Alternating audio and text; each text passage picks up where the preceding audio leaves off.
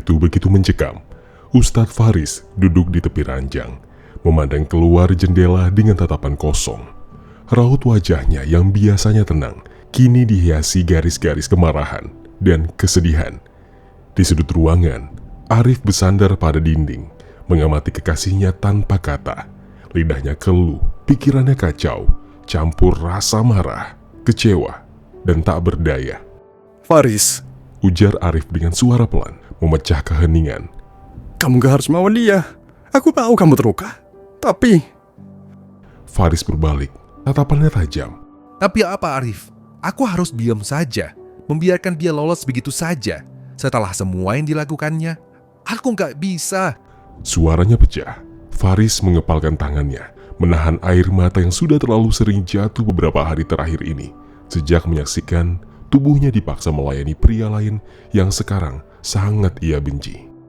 Arif melangkah mendekat, tapi Faris mengangkat tangan, menyuruhnya untuk berhenti.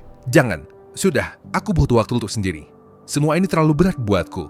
Arif menundukkan kepala, memahami permintaan itu, meski hatinya sakit. Dia pun keluar dari ruangan, meninggalkan Faris sendirian dengan pikirannya tersebut. Di tengah malam, Faris memutuskan untuk mengambil tindakan. Dia tahu pembalasan dendam bukan jalan yang benar, tapi hatinya terlalu sakit untuk mendengar suara nurani. Dengan langkah yang berat, dia pun pergi ke rumah Haikal.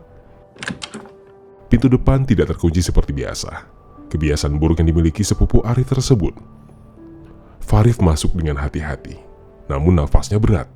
Di ruang tamu yang remang-remang, Haikal duduk di sofa, memainkan ponselnya. Saat melihat Faris berdiri di depannya, Haikal tersenyum miring, seolah tidak ada yang salah. Oh, Ustadz Faris. Ustadz Faris sayang, akhirnya kamu datang juga. Katanya dengan nada mengejek. Ada apa? Mau ngobrol tentang apa yang sudah terjadi? Aku rasa kita bisa menyelesaikannya secara dewasa. Atau kamu mau melakukannya lagi, jadi lebih liar dan sadar. Faris tidak menjawab, tapi amarahnya terpancing. Dia hanya berdiri di sana. Tubuhnya gemetar, menahan emosi. Haikal berdiri berjalan mendekat, tapi itu adalah kesalahan. Dalam hitungan detik, Faris mengayunkan tangannya, menghantam wajah Haikal dengan pukulan yang penuh dengan amarah. Haikal pun terjatuh, terkejut dengan keberanian Faris tersebut. Kamu pikir aku akan diam saja? Kamu sudah menghancurkan hidupku. Kamu pikir aku tidak akan melawan? Haikal mencoba bangkit, tapi Faris mendorongnya kembali. Haikal tertawa kecil meskipun wajahnya sudah dipenuhi dengan darah yang mengalir dari sudut bibirnya. Jadi ini balasanmu, kekerasan. Bukannya kamu seorang ustadz.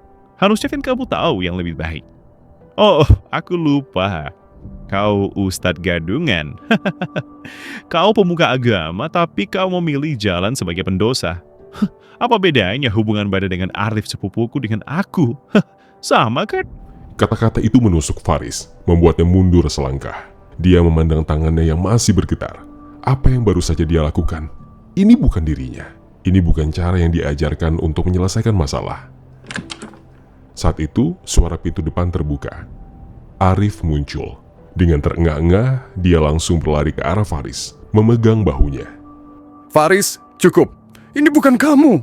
Kamu lebih baik dari Amy. Faris menatap Arif, dan semua emosi yang dia tahan pun akhirnya pecah. Dia menangis terisak, tubuhnya melemah. Arif memeluknya erat, membiarkan Faris melampiaskan semua emosinya.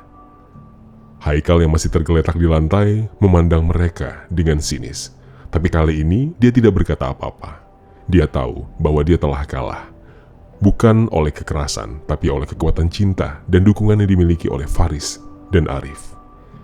Singkatnya, sejak kejadian itu, Faris dan Arif memilih untuk menjauh dari Haikal. Bagaimanapun caranya, intinya tidak akan pernah lagi untuk berjumpa dengan Haikal. Ya, hari-hari pun berlalu dengan suasana yang masih tegang di antara mereka bertiga. Pagi yang tampak cerah di luar, namun tubuh Arif dan Faris masih terlalu nyaman dengan ranjang mereka. Tampaknya Faris sedang birahi di pagi hari. Sebuah benda tumpul yang gagah perkasa di balik celana kolornya sedang memberontak. ingin rasanya lepas segera dari sangkar tersebut. Tanpa sungkan, Faris lantas memeluk Arif yang sudah tersadar meski belum sepenuhnya. Melihat kelakuan kekasihnya, Arif pun menyambutnya tanpa basa-basi, tanpa sehelai pakaian yang mereka kenakan. Desahan erangan kenikmatan terdengar di pagi yang begitu cerah. Hanya tertutupi gorden tebal, sehingga sinar matahari masih belum diizinkan ikut menghangati Arif dan Faris yang sibuk mengatur irama. Menikmati setiap sentuhan sampai akhirnya mereka berdua terpuaskan dengan keluarnya cairan kental beraroma khas tersebut. Singkatnya, mereka pun beranjak membersihkan diri dan segera menuju ruang makan untuk menyantap sisa lauk tadi malam sebagai menu sarapan ekspres pagi itu. Di tengah-tengah sarapan, tanpa diduga, Haikal mengetuk pintu rumah Faris. Dengan ragu, Faris membukanya. Haikal berdiri di sana dengan wajah yang tampak lelah dan mata yang dipenuhi dengan penyesalan. Faris menatapnya dengan penuh kebencian, tapi respon Faris, dia melangkah ke samping, membiarkan Haikal masuk ke dalam rumahnya. Faris, Arif, aku tahu aku salah. Aku tahu aku sudah melakukan hal yang gak bisa dimaafkan. Aku gak akan menyalahkan kalian kalau akhirnya kalian membenciku seumur hidup. Tapi aku harus jujur tentang sesuatu yang sudah lama sekali aku pendam. Arif mengerutkan kening, sedangkan Faris hanya dia menunggu. Haikal pun melanjutkan dengan suara yang semakin gemetar. Aku mencintaimu, Faris. Aku tahu ini salah. Aku tahu, aku sadar. Aku mengungkapkan perasaan ini sepenuhnya keliru. Tapi aku gak bisa lagi berpura-pura kalau perasaan ini emang ada. Kata-kata itu menggantung di udara. Faris menatap Haikal dengan campuran keterkejutan dan kemarahan. Kamu pikir pengakuan ini akan menghapus apa yang telah kamu lakukan? Apa kamu pikir aku bisa begitu saja melupakan semuanya? Silahkan menyukai siapapun. Kau biarkan normal. Kau anggap aku apa? Kau menyetubuhiku seolah aku barang murahan. Dan itu jadi saksimu kalau kau bisa memilikiku. Setan kamu. Haikal menggeleng. Air mata mengalir di pipinya. Maaf, aku hilaf. Pikiranku dikuasai hawa nafsu. Aku gak minta kamu untuk memaafkanku, apalagi menerima perasaanku.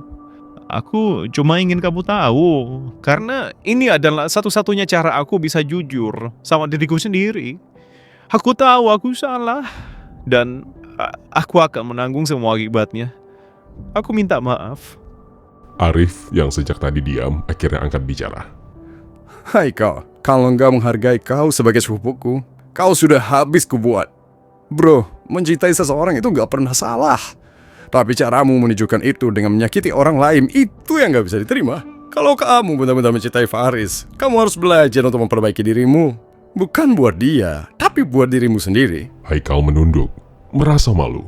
Dia tahu bahwa tidak ada kata-kata yang bisa menghapus kesalahannya. Pagi itu menjadi awal baginya untuk mencoba menjadi seseorang yang lebih baik, meski mungkin tidak pernah mendapatkan pengampunan yang dia harapkan. Faris, meskipun masih terluka, merasa ada sedikit kelegaan. Dia tahu perjalanan untuk menyembuhkan diri masih panjang, tapi dia tidak lagi merasa sendiri dengan Arif di sisinya. Dan seperti biasa, Faris siap untuk menghadapi hari-hari ke depannya. Hubungan keduanya kembali pulih. Rasa sakit mulai perlahan memudar dan tersisa sedikit. Sementara Haikal kini memutuskan untuk menghapus rasa cintanya terhadap Ustadz Faris dengan memilih seorang wanita sebagai pasangannya. Ya, dia mencoba walau bayang-bayang keindahan Ustadz Faris belum hilang dari ingatannya.